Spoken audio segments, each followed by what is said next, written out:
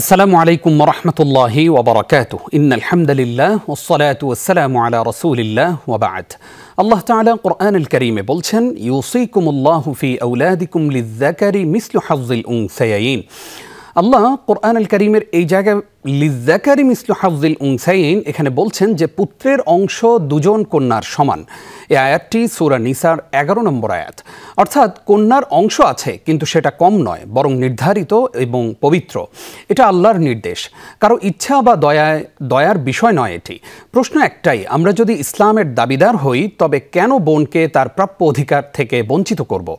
জবাবদিহি শুধু আদালতে নয়, পরকালেও। কারণ কিয়ামতের দিনে আল্লাহ তাআলা জিজ্ঞাসা করবেন, তোমরা কেন আমার বিধান পালনে অবহেলা করেছিলে? তাই আজ থেকেই আমাদের প্রতিজ্ঞা হওয়া উচিত, আমরা বোনদের অধিকার ফিরিয়ে দেব।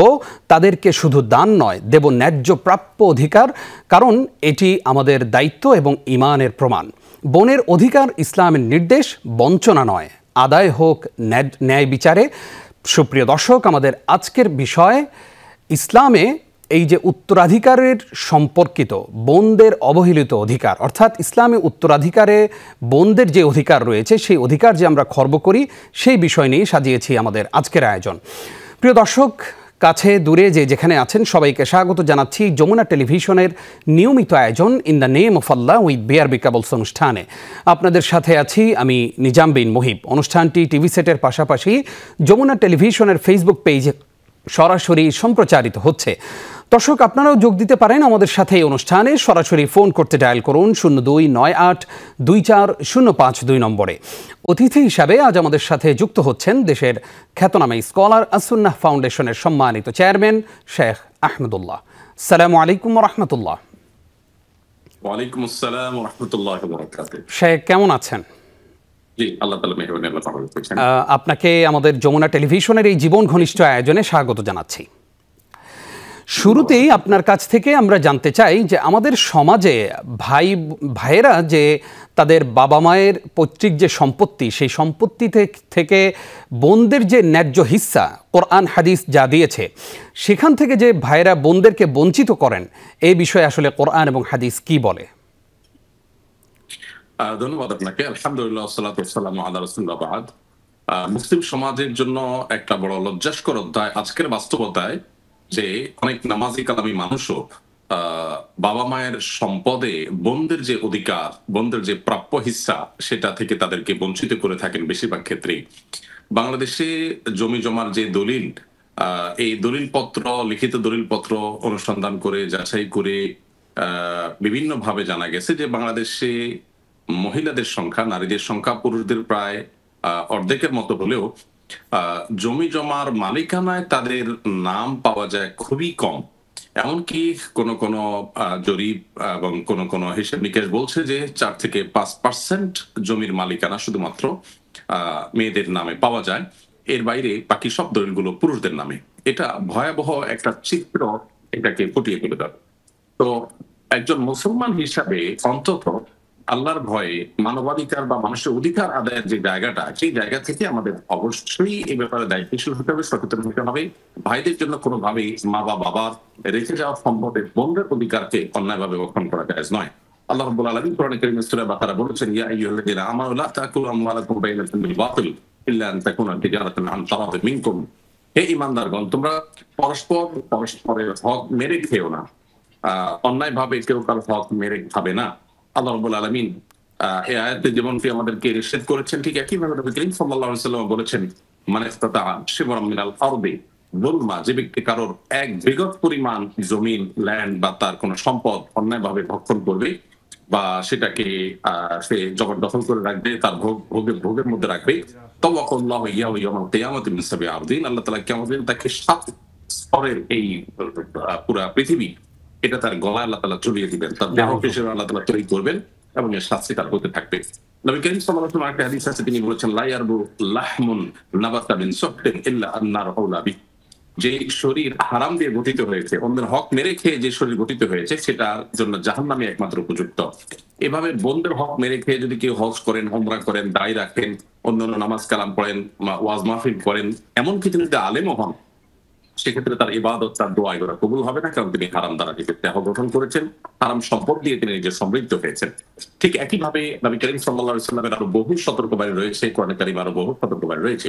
আপনি যে আয়াতটি তেলাওয়াত করেছেন, মিরাস বা মানুষের মৃত্যুর পর তার পরিত্যক্ত সম্পত্তির বন্টন সম্পর্কিত আয়াত, কোরআনের সবচেয়ে দীর্ঘতম আয়াতগুলোর মধ্যে থেকে একটি। পরিত্যক্ত সম্পত্তির বন্টনের বিষয়টি এত গুরুত্বপূর্ণ যে এই বিষয়ে আল্লাহ তাআলা নন স্টপ কথা বলেছেন। পুরো কথা বলে তারপরে আল্লাহ তাআলা স্টপ করেছেন, ফুল স্টপ দিয়েছেন। তার মানে বিষয়টা অতীব গুরুত্বপূর্ণ। এই আয়াতের শেষের দিকে এসে আল্লাহ তাআলা বলেছেন, আবাউকুম ওয়া আবনাউকুম লা তাদরুনা আইয়ুহুম আকরাবু লাকুম নাফআ ফরিদাতাম মিনাল্লাহ। অর্থাৎ তোমাদের মা বাবা, তোমাদের সন্তান সন্ততি কে কার কতটা উপকার আসবে তোমরা নিজেরাও জানো না। অনেক বাবা মা নিজেই সন্তানদের কাউকে বঞ্চিত করেন, অন্য কাউকে হয়তো অনেক বেশি দেন। আবার দেখা যায় যে ভাই বোনরা মনে করেন যে আমি রেখে দিলাম আমার সন্তানদের জন্য ভালো হবে, আর বোনকে দিলে তো পরের বাড়িতে চলে যাবে। অনেক বাবা মাই চিন্তা করেন মেয়েদেরকে দিলে মেয়েরা তো পরের বাড়িতে সম্পদ নিয়ে যাবে, তাহলে ছেলেরা তো আমার থাকবে, এদেরকে দিলে আমার কাজে আসবে। তো আল্লাহ সেজন্য বলেছেন যে তোমাদের সন্তান সন্তানের মধ্যে কে তোমাদের কাজে আসবে তোমরা জানো না। হতে পারে তুমি কন্যা সন্তানকে বঞ্চিত করেছো, ছেলেকে বেশি দিয়েছো যে সম্পদ তোমার কাছে থেকে যাবে, মেয়ে জামাইয়ের বাড়ি নিয়ে যাবে সেই জায়গা থেকে, অথচ তোমার দিন শেষে বিপদের সময় মেয়ের জামাই তোমার পাশে দাঁড়িয়ে বহু দিন আমাদের সামনে আছে। তো আল্লাহ তাআলা বলেছেন এটা আল্লাহ নির্ধারণ, এটা যেন কোনোভাবে আমরা খণ্ডন না করি। বিধায় বোনদের হক নষ্ট করা ভাইদের জন্য যেমনি ভাবে হারাম, তেমনি ভাবে আল্লাহ তাআলা কঠোরভাবে এটাকে নিষেধ করেছেন। এটিকে আমরা প্রলম্বিত করছি অপরহ। জাযাকাল্লাহ খাইর, অনেক গুরুত্বপূর্ণ এবং স্পর্শকাতর একটি বিষয় আপনি আমাদের সামনে উপস্থাপন করেছেন। আমরা আসবো আপনার কাছে আবারও ইনশাআল্লাহ ছোট্ট একটি বিরতির পর। প্রিয় দর্শক, আপনারা দেখছেন যমুনা টেলিভিশনের নিয়মিত আয়োজন in the name of Allah with BRB cables. অনুষ্ঠানের এ পর্যায়ে ছোট্ট একটি বিরতি নিচ্ছি, কিছুক্ষণ পর ফিরছি।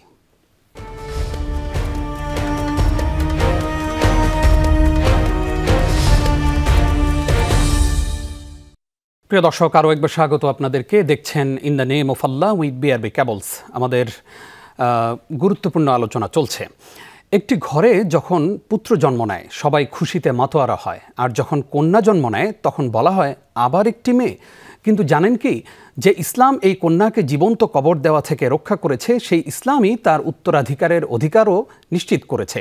তবু আজ এই একবিংশ শতাব্দীতেও আজ কঠিন এক পরিস্থিতি চলছে, যেখানে আমরা বোনদেরকে অধিকার দিচ্ছি না। বোনের ভাগ চাইতে গেলে বলা হয় তোর তো স্বামীর ঘর আছে, কিংবা তোকে তো বিয়ে দিয়েছি, এটাই অনেক। এটাই কি ইসলাম? ইসলাম কি তাই বলে, নাকি আমরা আজকে এই আইন করে সামাজিক এক ষড়যন্ত্রের মধ্যে লিপ্ত হচ্ছি? প্রিয় দর্শক, আমাদের আজকের বিষয় উত্তরাধিকারে বোনদের অবহেলিত অধিকার, আর এ বিষয়ে কথা বলছেন শেখ আহমেদুল্লাহ। শেখ, আপনাকে আরও একবার স্বাগত। শেখ, আমরা জানতে চাই যে ভাই যদি বোনের অধিকার বা হক না আদায় করেন, তো অন্য 10 জনের হক আদায় করার মধ্যে যেই গুনাহ হয়, হক যদি আদায় না করে থাকেন, বোনের হক যদি আদায় না করেন, বোন তো রক্ত সম্পর্কীয় সবচেয়ে নিকটাত্মীয়, এই দুইটার মধ্যে কি আসলে বোনের হকটা নষ্ট করলে সবচেয়ে বেশি গুরুতর অপরাধ নয়? ধন্যবাদ আপনাকে। অবশ্যই সন্দেহাতীতভাবে বাবা এবং মায়ের রেখে যাওয়া সম্পদ এর মধ্যে বোনের যে অধিকার আছে, বোনের যে হিস্সা আছে, সেই অধিকার যদি না দেন ভাই, তাহলে সেক্ষেত্রে অন্য 10 জনের হক নষ্ট করার যে পাপ যা হয়, তার যে অপরাধের মাত্রা হয়, তার সেই বোনের হক নষ্ট করার মাত্রা অনেক বেশি। তার প্রথম কারণ হলো যে বোন রক্ত সম্পর্কে আত্মীয়, অতএব তার হক মারা মানে একজন মুসলমানের হক মারার পাশাপাশি একজন রক্ত সম্পর্কে আত্মীয়র হক মারা। রক্ত সম্পর্কে আত্মীয় সম্পর্কে যেখানে কোরআনে বারবার করে আমাদেরকে তাদের সাথে সুসম্পর্ক বজায় রাখতে বলা হয়েছে, তাদের অধিকার আদায় করতে বলা হয়েছে, তাদের প্রতি দায়িত্বশীল হতে বলা হয়েছে, তাদের সাথে সম্পর্ককে রক্ষা করতে বলা হয়েছে, সেখানে তাদের হক নষ্ট করলে সেটা যে কত বেশি ভয়াবহ তা বলার অপেক্ষা রাখে না। আর দ্বিতীয়ত হলো, কখনো কখনো এই বোনরা ছোট হয়, অর্থাৎ অপ্রাপ্তবয়স্ক হয়, তখন সেক্ষেত্রে তারা বড় হলো, আপনি পড়ালেখা করলেন, বিয়ে শাদী দিলেন, এই সমস্ত অজুহাতে তাকে বাবার সম্পদ থেকে বঞ্চিত করলেন, বাবার সম্পদে মায়ের সম্পদে হক একটা দিলেন না, তাহলে সেক্ষেত্রে ইয়াতীমের মাল বক্ষণ করা, ইয়াতীমের সম্পদ বক্ষণ করার যে ভয়াবহতা, সেটাও এখানে যুক্ত হয়।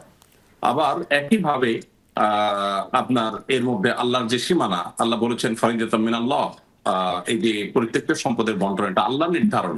সো আল্লাহ নির্ধারণকে লঙ্ঘন করা, এটাকে বলা হয় যে তাআদী হুদুদুল্লাহ, বা আল্লাহর সীমানাকে ওভারটেক করা, সেটা এখানে হয়। অর্থাৎ অনেকগুলো পাপাচার, অনেকগুলো অপরাধ এখানে কিন্তু যুক্ত হয়।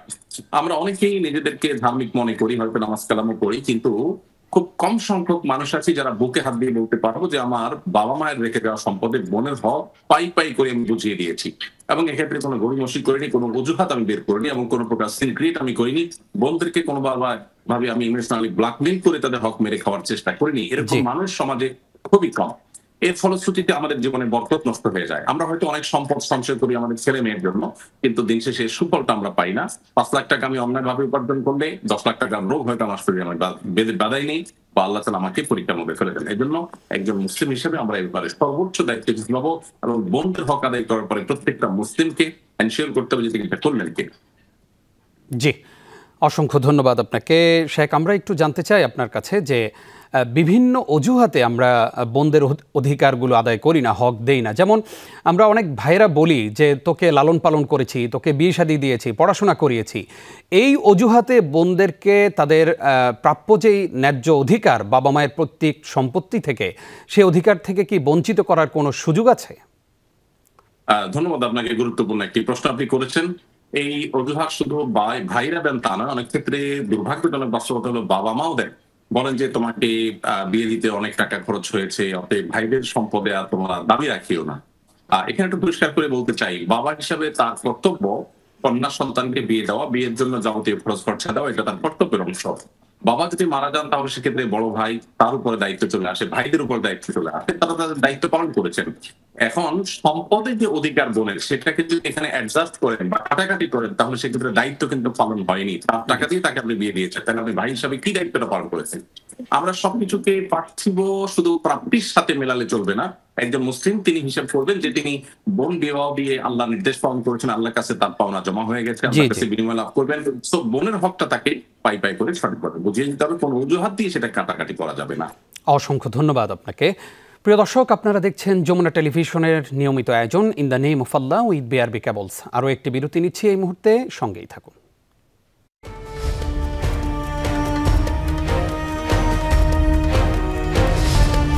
প্রিয় দর্শক, আরও একবার স্বাগত আপনাদেরকে। In the name of Allah with BRB cables অনুষ্ঠানটি দেখছেন।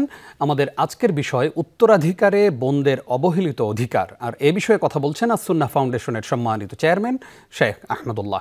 শেখ, আপনাকে আরও একবার স্বাগত। আমরা এবার জানতে চাই আপনার কাছে, বাবা মায়ের সম্পত্তি থেকে অনেক সময় ভাইয়েরা তার বোনদেরকে ঠিকই সম্পদ বুঝিয়ে দেন, তবে সেখানে যেই জায়গায় বেইনসাফি করেন সেটা হচ্ছে ভাইয়েরা উঁচু জায়গার সম্পদটা নিয়ে নেন, বোনদেরকে নিচু জায়গার সম্পদটা দেন। অর্থাৎ ভাইরা উপরের জায়গার সম্পত্তিটা নেন এবং বোনদেরকে খেতে খামারে যেই জায়গাটা আছে সেটা বুঝিয়ে দেন। এই জায়গায় কি আসলে বোনদের পরিপূর্ণ হক আদায় হয়? খুবই গুরুত্বপূর্ণ। আমরা অনেক ক্ষেত্রে দেখি যে বোনদেরকে যারা হক দেন, বাবা মায়ের সম্পদের যে হক অধিকারটা দেন, দেওয়ার ক্ষেত্রে বেনিফিটের জায়গাটা হয় এটি যে ভিটার জায়গাটা ভাইরা রাখেন, উঁচা জায়গাগুলো, রাস্তার ধারের জায়গাগুলো ভাইরা রাখেন, আর ভেতরের বা নিচের জায়গাগুলো বোনদেরকে দেন। ধরো যাক কোনো বাবা 3 বিঘা সম্পদ রেখে মারা গেছেন, সেই সম্পদ থেকে একটা ছেলে একটা মেয়ে ভাই বোন তারা ভাগ করে নিয়েছেন। ভাই 2 বিঘা পেয়েছেন কোরআনের বর্ণনা অনুযায়ী, এবং বোন 1 বিঘা পেয়েছেন, কিন্তু বোন যে 1 বিঘা পেয়েছেন সেটা দেওয়া হয়েছে জমিনে বা ধানের খেতে, আর ভাই ভিটা এবং রাস্তার পাশে 2 বিঘা নিয়েছেন। এটা স্পষ্ট তো বলুন। আমরা এখানে বাহ্যিক দৃষ্টিকোণ থেকে দেখছি যে হ্যাঁ ঠিক আছে, তাকে তার প্রাপ্য যেটুকু ততটুকুই দেওয়া হলো, কিন্তু ভ্যালু হিসাব করলে আমরা দেখি তাকে ঠকানো হলো। এই জন্য সম্পদ বন্টনের ক্ষেত্রে ভ্যালু মূলত আমলে আনতে হবে। 2টা বা 4টা অ্যাসেট আছে, সবগুলোর ভ্যালু কত দাঁড়ালো, ধরা যাক 15 লক্ষ টাকা ভ্যালু হলো সবগুলো মিলিয়ে, তারপরে সেক্ষেত্রে বোনকে 5 লক্ষ টাকার মূল্যের অ্যাসেট দিতে হবে। সেটা যদি 1.5 বিঘা দিয়ে পুরা করা যায় ওকে, 2 বিঘা দিয়ে যদি পুরা করা যায় সেটাও ওকে। অর্থাৎ এখানে কোনোভাবে বোনরা আসলে ভিটার জায়গা পায় না এরকম নেগেটিভ দাঁড় করানো যাবে না। এটা ইতিমধ্যে আমাদের সমাজে এস্টাবলিশড হয়ে গেছে যে মেয়েরা বাবা মায়ের ভিটার জায়গা পায় না, অথচ এমন কোনো কথা নেই। ভিটার জায়গা যদি বড় হয়, সেখানে বোনদের পাওয়ার যদি স্কোপ থাকে, অবশ্যই তাদেরকে দিতে হবে এবং একটা মিউচুয়াল আন্ডারস্ট্যান্ডিং এর মাধ্যমেই সমাধান করতে হবে। এক্ষেত্রে কিন্তু আমরা বোনদের হক রাখতে পেরেছি। জি জি, আশা করি আমাদের ভাইরা সেই বিষয়গুলো খেয়াল রাখবেন ইনশাআল্লাহ।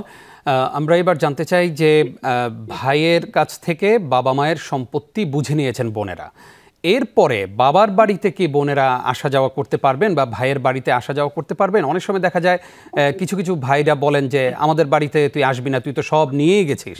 এই কথা বলার রাইট আছে কিনা? দেখুন, ভাই এবং বোনের সম্পর্ক সারা জীবনের এবং রক্ত সম্পর্কীয়। ভাই বোন পরস্পর পরস্পরের বাড়িতে আসা যাওয়া করবেন, এটা আত্মীয়তা বন্ধন রক্ষার খাতিরে। এখানেও কোনো লেনদেনের কোনো সম্পর্ক এখানে থাকা উচিত নয়। বোন যদি বাবার বাড়ি থেকে তার প্রাপ্ত সমস্ত হক নিয়েও যান, তারপরেও আজীবন তার সে বাড়িতে আসা, তার ছেলে মেয়েদের নানা বাড়িতে বেড়াতে আসার অধিকার থেকে যায়। এখানে ভাইরা এতটা স্বার্থপর হওয়া উচিত নয় যে সে যেহেতু তার হক নিয়ে গেছে অতএব তার এখানে বেড়াতে আসার অধিকার নেই। এটা একেবারেই কুসংস্কারাচ্ছন্ন বিশ্বাস। আমাদের সমাজে আরেকটা কুসংস্কারাচ্ছন্ন বিশ্বাস হচ্ছে, মানুষ মনে করে বাবার বাড়ির সম্পদ মেয়েরা নিলে এটা তাদের কল্যাণ হয় না, বেবরকত হয়, তাদের বিপদ আপদ লেগে থাকে। এগুলো একেবারে হাস্যকর এবং ভয়ঙ্কর কুসংস্কার। একই বাবার সম্পদ ছেলে ভোগ করবে, কোনো অসুবিধা হবে না, মেয়ে ভোগ করলে তার অসুবিধা হবে, এটা হলো মেয়েদের হককে মারার জন্য এক ধরনের কুসংস্কার আমাদের সমাজে ছড়ানো হয়েছে। অতএব ভাইয়ের বাবার সম্পদ থেকে, ভাইয়ের কাছ থেকে যদি বোন তার হক বুঝেও নেন, তারপর ভাইয়ের কর্তব্য বোনকে এটা বলা যে বোন তুমি হক নিয়েছো ঠিক আছে, বোন হিসাবে আমাদের পরস্পর সম্পর্ক ভাই বোন আজীবন থাকবে এবং তুমি সবসময় আসবে। সে মানসিকতা, সে উদারতা আমাদের মধ্যে থাকতে হবে, তবেই তো আমরা মুসলমান হতে পারবো। আল্লাহ আমাদের সেরকম মানবিক এবং মানুষের অধিকার সম্পর্কে সচেতন, বন্ধুর অধিকারগুলো আদায়ের ব্যাপারে দায়িত্বশীল প্রত্যেকটা আনতে হবে। আল্লাহুম্মা আমিন। অনেক সময় দেখা যায় যে বাবা মাই তাদের জীবদ্দশায় মেয়েকে বলেন যে তোদের ভাই তোদের পিছনে অনেক খরচ করেছে, এখন তোরা আর এই সম্পত্তি চাইস না, অনেক খরচ তো হয়ে গেছে। তো সেক্ষেত্রে বাবা মা তাদের জীবদ্দশায় তাদের মেয়েকে তাদের সম্পত্তি থেকে বঞ্চিত করার কোনো রাইট বাবা মাকে ইসলাম দিয়েছে কিনা? এটা অন্যায় নির্দেশ। বাবা মা হলেই যে তারা যে কোনো নির্দেশ করতে পারবেন ব্যাপারটা এরকম নয়। সন্তানের প্রতি জুলুম করলে তার বিচারও তাদের করা হবে, আল্লাহর কাছে জবাবদিহি তার মুখোমুখি হতে হবে।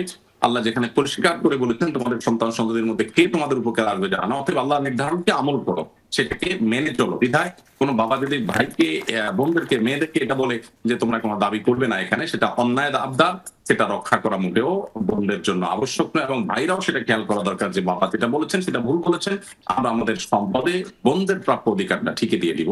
এরপরে তাদেরকে দায়িত্বশীল হতে হবে। অসংখ্য ধন্যবাদ উস্তাজ, আজকে গুরুত্বপূর্ণ একটি এপিসোড আমাদের দর্শকদেরকে উপহার দেওয়ার জন্য, কষ্ট করে সময় দিয়েছেন সেজন্য আপনাকে আবারও ধন্যবাদ জানাচ্ছি। প্রিয় দর্শক, আপনারা এতক্ষণ দেখছিলেন in the name of Allah with BRB cables. দেখতে দেখতে সময় শেষ হয়ে আসলো। আগামী সপ্তাহের পর্ব দেখবার আমন্ত্রণ জানিয়ে আজকের মতো এখানেই বিদায় নিচ্ছি। নিজাম বিন মুহিব। আসসালামু আলাইকুম ওয়া রাহমাতুল্লাহি ওয়া বারাকাতুহু।